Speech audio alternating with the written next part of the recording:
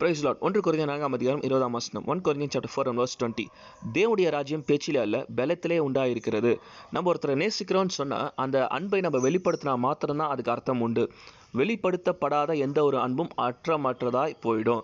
ஏன்னா ஒருத்தர் நேசிக்கிறோன்னு சொன்னால் ஒருத்தருக்கு அவங்க பிடிச்ச மாதிரி நம்ம நடந்துக்கணும், இல்லை அவங்கள காயப்படுத்தாத மாதிரி நடந்துக்கணும், இன்னொன்று அவங்களுக்கு கிஃப்ட்லாம் கொடுத்து அவங்கள பிரியப்படுத்தணும். இதுதான் நம்ம லவ்வை எக்ஸ்பிரஸ் பண்ணுற விதங்கள்.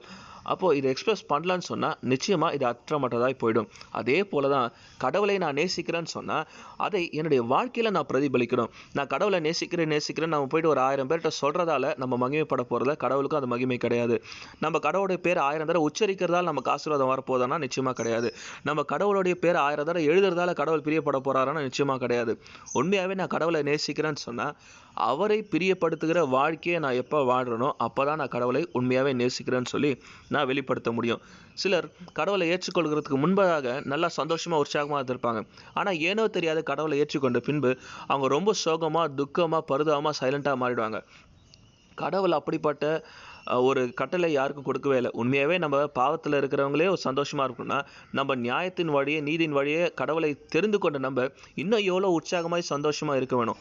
அப்போது நம்ம சந்தோஷமாக இருந்தால் தான் நம்மளை பார்த்து நம்முடைய சந்தோஷத்தை பொறாமைப்பட்டு இப்படிப்பட்ட சந்தோஷம் நமக்கு கிடைக்காதா, ஏன் வந்துச்சுன்னு சொல்லி நம்ம பின்பற்றுகிற வாழ்க்கை முறையை அவங்க ஆராய்ந்து பார்த்து நம்முடைய கடவுளை அவங்க ஃபாலோ பண்ணுவாங்களே தவிர நம்மளே துக்கமாக இருக்கிறவங்க போயிட்டு நீங்கள் கவலைப்படாதீங்க கடவுள் உதவி செய்வாருன்னு சொன்னால் ஏற்கனவே துக்கமாக இருக்கிறவனுக்கு மறுபடியும் எதுக்கு துக்கமான ஒரு வாழ்க்கை?